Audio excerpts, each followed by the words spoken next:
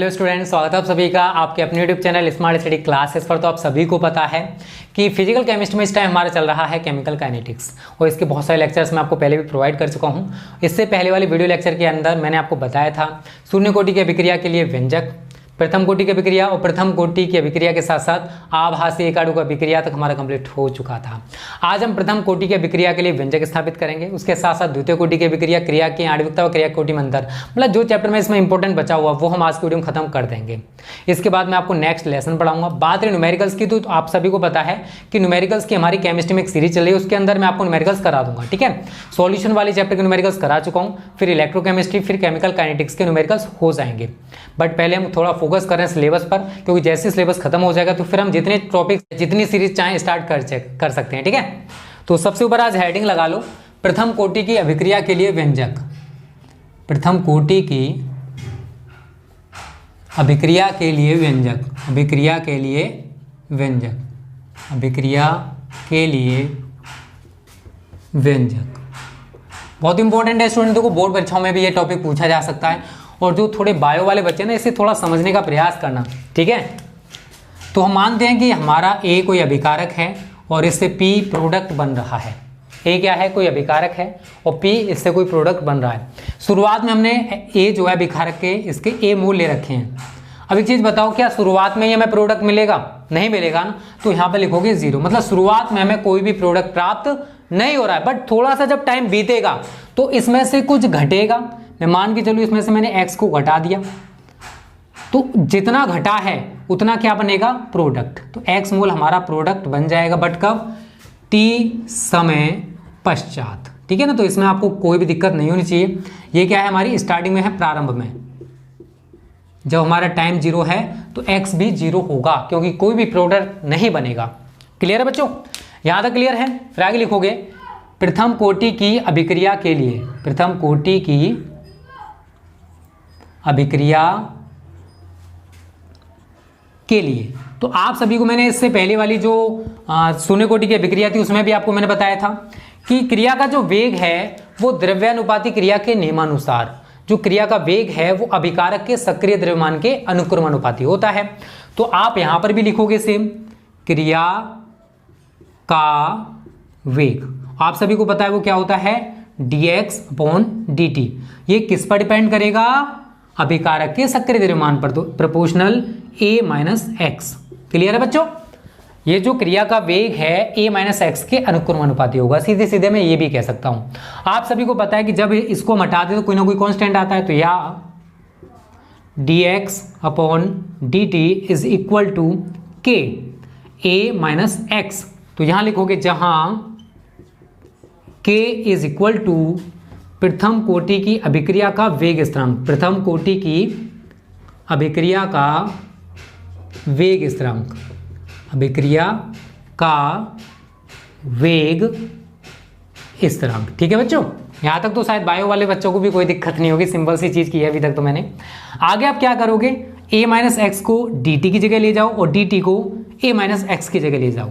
तो या dx/a - x is equal to k into d t. ठीक है बच्चों? इसको आप इक्वेशन नंबर फर्स्ट का नाम दे देना, इक्वेशन नंबर फर्स्ट इसको दे दो, आप इसे इक्वेशन नंबर 2 का नाम दे दीजिए। हमने इसको क्या नाम दे दिया? Equation number 2। ठीक है, कोई दिक्कत नहीं, जितनी चाहे इक्वेशन बना सकते हैं, कोई दिक्कत नहीं है। यहाँ लिखोगे आगे दोनों पक्षों का उपयुक्त सीमा के अंतर्गत समाकलन करने पर, उपयुक्त सीमा के अंतर्गत समाकलन करने पर, या ये भी लिख लेना समीकरण 2 का कि दोनों पक्षों का समाकलन करने पर। तो जैसे चाहते हो वैसे लिख सकते हो, लिमिट भी लगा सकते हो। यहाँ पर लिमिट आप क्या लगाओगे? इधर साइड 0 से लेके x तक। यहाँ टाइम पर लगाओ क्योंकि k कांस्टेंट है, इसमें कोई परिवर्तन नहीं होने वाला। तो इंटीग्रेशन का साइन लगाओगे dx/a - x। ठीक है बच्चों? Is equal to k constant है तो बाहर ले लेंगे, इंटीग्रेशन dt। ठीक है, यहाँ तक तो आपको कोई परेशानी नहीं होगी। आगे आप क्या करोगे पहले वो समझ लीजिए। देखो, आपने अगर मैथ पढ़ रखा है तो मैथ के सूत्र शायद पढ़े होंगे सभी ने समाकलन के। Integration dx/a - x। स्टूडेंट ये होता है is equal to -log e a minus x, ये सूत्र है, मैंने अपनी तरफ से कुछ नहीं उठा के रखा। आपने अगर समाकलन इंटीग्रेशन पढ़ रखा है तो आप सभी ने पढ़ा होगा, integration dx upon a minus x is equal to minus log A minus x. और एक और आपने सूत्र पढ़ रखा होगा, integration dx is equal to x. तो ये दोनों सूत्र स्टूडेंट हम यहाँ पर यूज करने वाले हैं। मैं हमने अपनी तरफ से कुछ नहीं लिखा है, थोड़ा मैथ है यार, अब क्या करें, मैथ आ रहा है तो यूज तो करना पड़ेगा।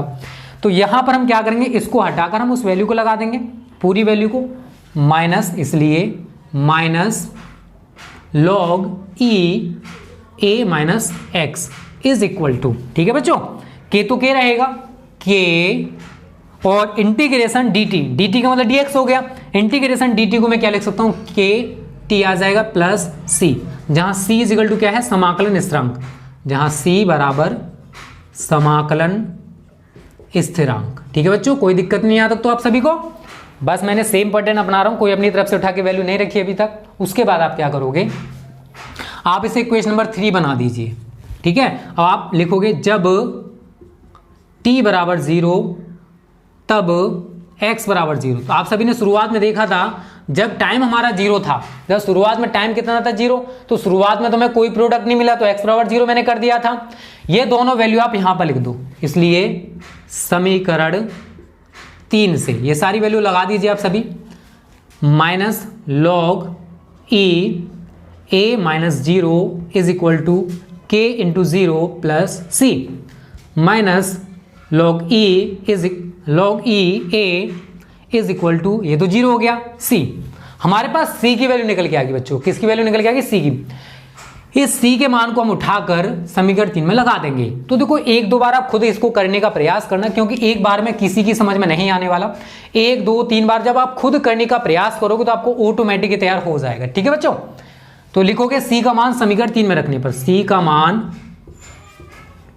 समीकरण 3 में रखने पर रखिए जरा, minus log A minus x is equal to k t, plus minus minus हो जाएगा, माइनस लॉग ए। लॉग के जो पद हैं स्टूडेंट उनको आप एक साइड कर लीजिए, मैं उधर से जब इसको इधर लेके आऊँ तो पॉजिटिव हो जाएगा। तो लॉग ए माइनस लॉग, ये वाला ये सारी वैल्यू लगाऊंगा, log A minus x is equal to k t. ठीक है बच्चों, यहां तक कोई दिक्कत नहीं होगी। अगर आपने लॉग पढ़ रखा है तो आप सभी को पता होगा, मैं यहाँ पर इसको थोड़ा सा करने का प्रयास करता हूँ आप सभी को समझाने के लिए। आपने अगर लॉग पढ़ रखा है तो आपको पता होगा स्टूडेंट कि अगर माइनस में दो सेम संख्याएं हैं, लॉग लगा हुआ दोनों का, तो मैं इसको लिख सकता हूँ log A upon a minus x. जिन बच्चों ने मैथ पढ़ रखा है, लॉग पढ़ रखे हैं, उनको शायद पता होगा, is equal to k t. ठीक है बच्चों, but log e is equal to होता है स्टूडेंट 2.303 लॉग 10। ठीक है ना, ये लॉग में ही एक सूत्र है। अब ये लॉग का सूत्र लगा दिया, वहाँ इंटीग्रेशन लगा दिया था। आप कहोगे सर कभी इंटीग्रेशन लगाते हो कभी लॉग लगाते हो, यार अब क्या करें, जब यूज़ करें तो करना तो पड़ेगा। ठीक है, ये वैल्यू आप यहाँ लगा दीजिए, इसलिए के टी बराबर 2.303 log 10 A upon a minus x. ठीक है, अब मैं इस टी को इधर लेके जाऊंगा, या टी बराबर के बराबर, क्योंकि के निकालना है, इज इक्वल टू 2.303, ये बट्टे में आ जाएगा, T log 10 A upon a minus x. ठीक है, ये स्टूडेंट हमारे जो निकल के आए, ये है प्रथम कोटि की अभिक्रिया का वेग स्थिरांक। तो हम कह सकते हैं प्रथम कोटि की अभिक्रिया के लिए व्यंजक भी हमने निकाल लिया है। स्क्रीनशॉट ले लो, थोड़ा सा मैं दोबारा से समझाने का प्रयास करता हूँ, थोड़ा सा बच्चों को दिक्कत हो सकती है। तो शुरुआत में स्टूडेंट हमने अभिकारक ए ले रखा है, उससे प्रोडक्ट पी बनेगा।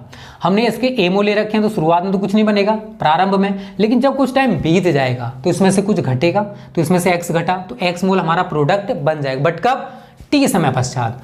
अगर प्रथम कोटि की अभिक्रिया के लिए बात कर रहे हैं तो क्रिया का जो वेग है वो dx अपॉन dt होता है, ये प्रोपोर्शनल होगा a माइनस एक्स के। जो अभिकारक है उसके सक्रिय द्रव्यमान के अनुक्रमानुपाती होता है। ये a माइनस एक्स मोल हमारे निकल के आए हैं, तो इसी के अनुक्रमानुपाती हमारा होगा।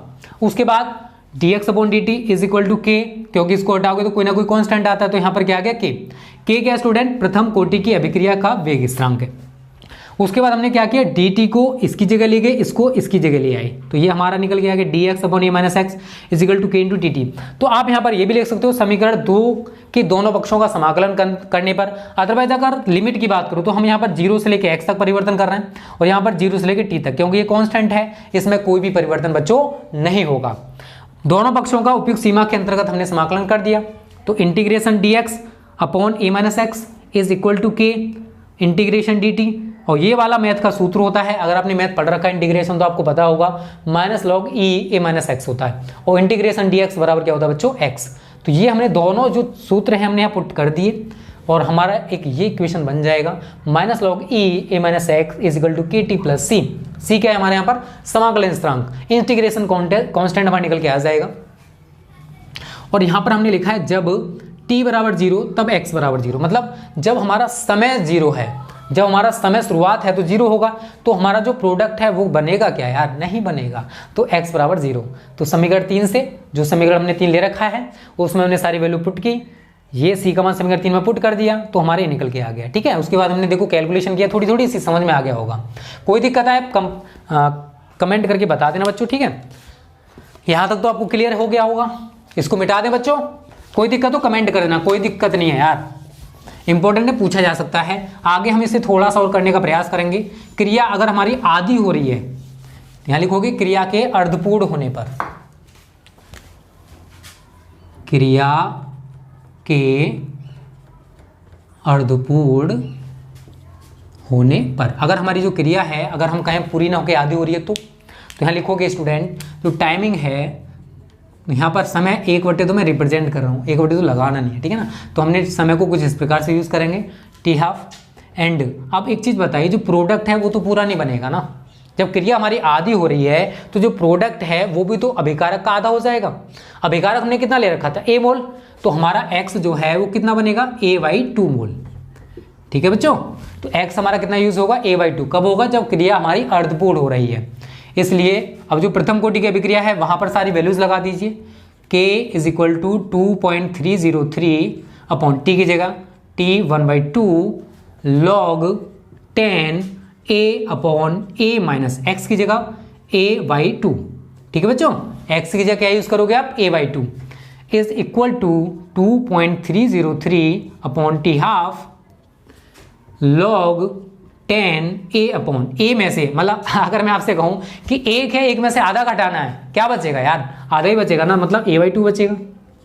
समझदार हो ना इतने, तो a से आप a को काट दोगे, 2 आपके ऊपर पहुंच जाएगा, इज इक्वल टू 2.303 log 10 2, और यहाँ पर हमारा t हाफ चल रहा है। इसकी वैल्यू आपको पता है तो आप यूज कर सकते हो। वैसे इसकी वैल्यू होती है स्टूडेंट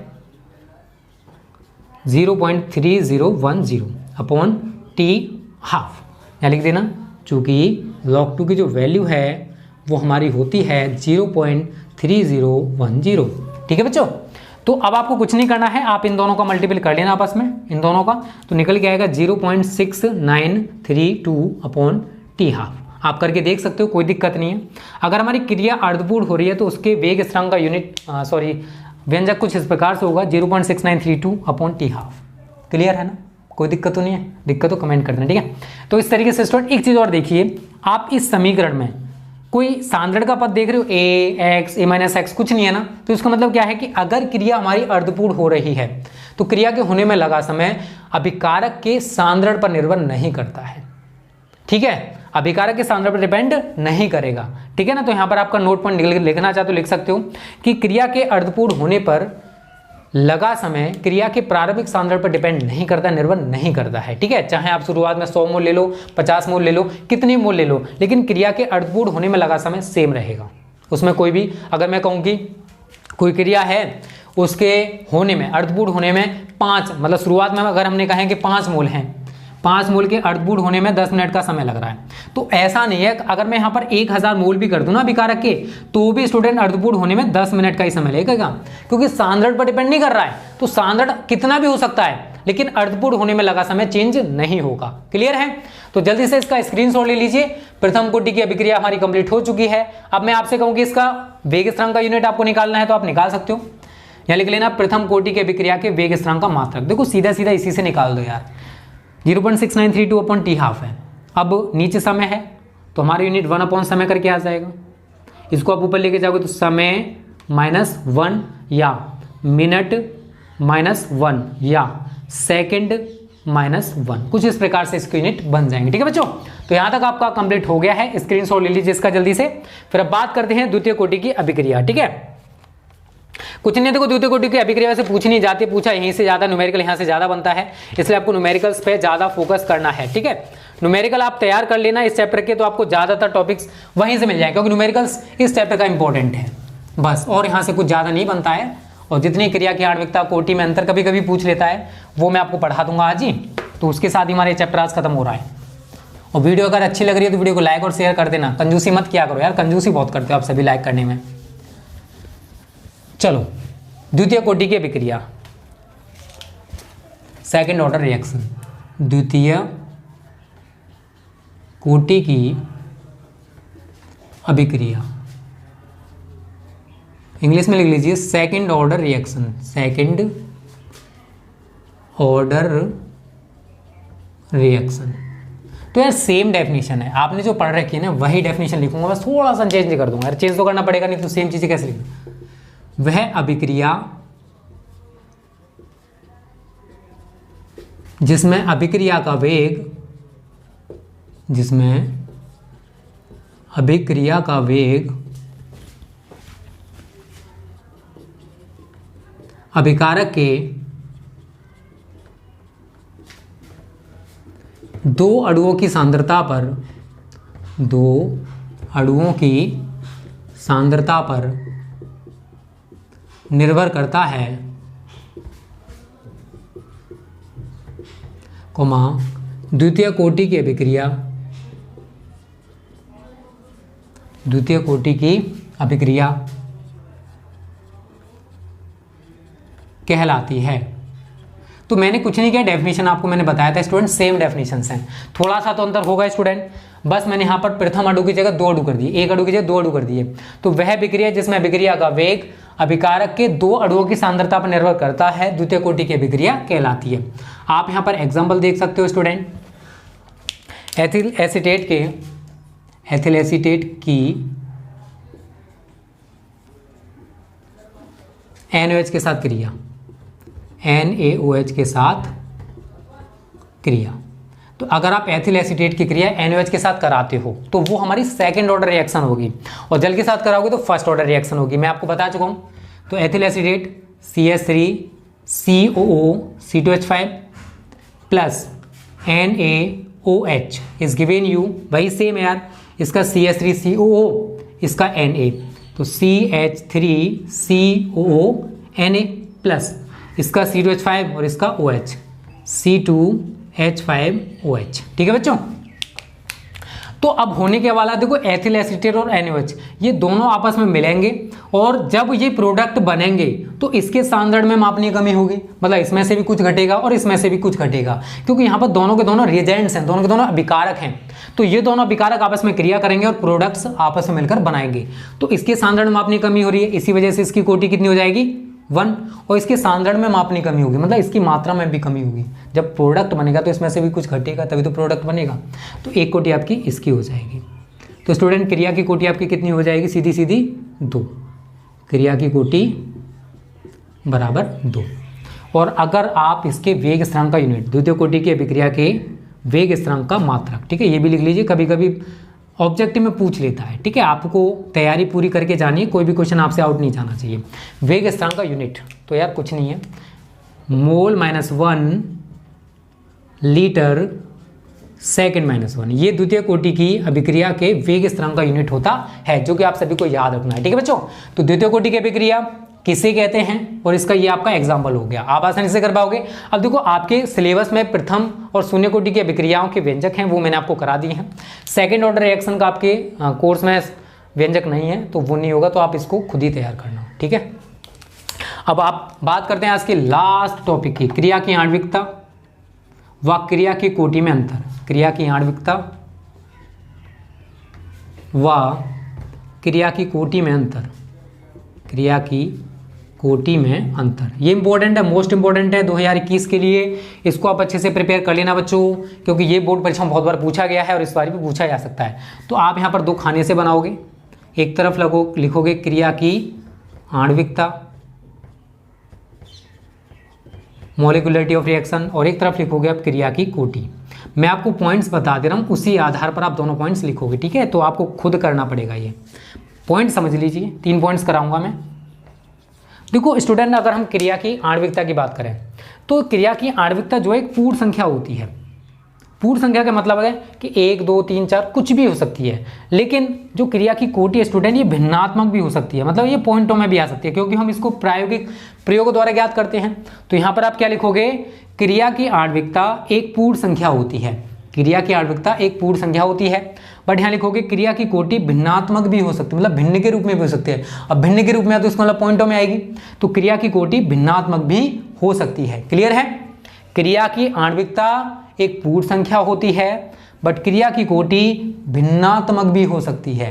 सेकंड पॉइंट में लिखोगे स्टूडेंट, देखो आपने देखा था क्रिया की कोटि तो हमने शून्य दिखाई थी, लेकिन अगर हम क्रिया की आणविकता की बात करें तो वो कभी 0 नहीं होगी। तो क्रिया की आणविकता कभी भी शून्य नहीं हो सकती, लेकिन क्रिया की कोटि शून्य हो सकती है। आपने जीरो ऑर्डर रिएक्शन को देखा था।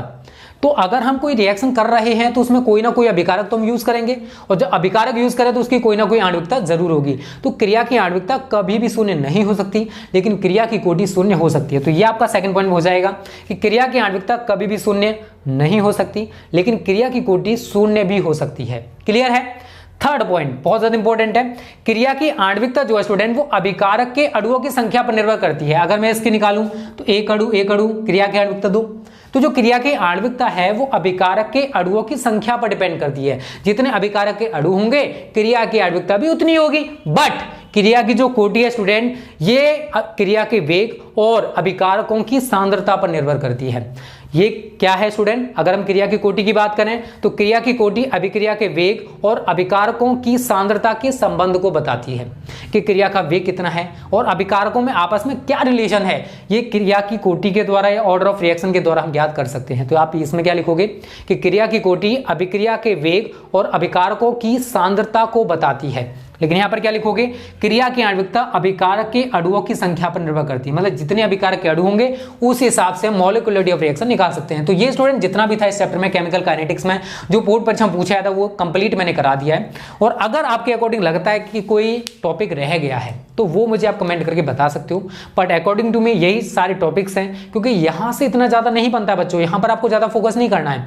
यहाँ से न्यूमेरिकल बनेगा या फिर जितनी शॉर्ट हेडिंग्स मैंने बता दी हैं वो बनती है, लॉन्ग क्वेश्चन यहाँ से कभी नहीं बनेगा। ठीक है, तो आज की वीडियो आपको कैसी लगी कमेंट करके बताना, अच्छी लगी तो लाइक और शेयर कर देना। ओके, थैंक यू, जय हिंद, जय भारत।